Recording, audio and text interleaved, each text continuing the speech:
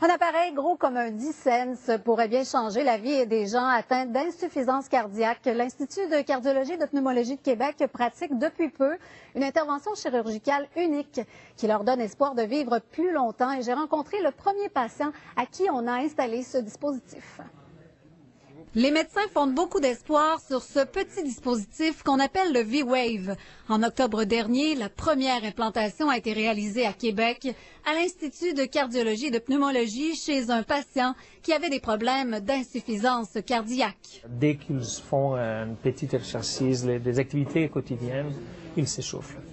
La chirurgie consiste à implanter la valve entre les deux oreillettes du cœur. Quand la pression augmente d'un côté, le dispositif fait passer le surplus de sang de l'autre côté. Le premier patient à recevoir le V-Wave, c'est lui, Claude Talbot.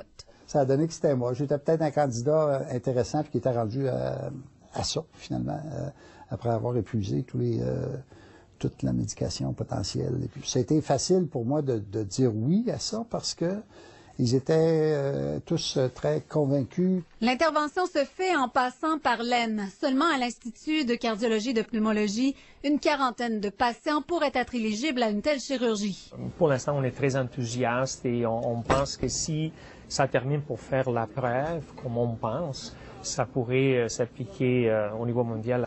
C'est une nouvelle approche pour les spécialistes. Claude Talbot ne regrette rien. Déjà quelques semaines plus tard, il se sent beaucoup mieux.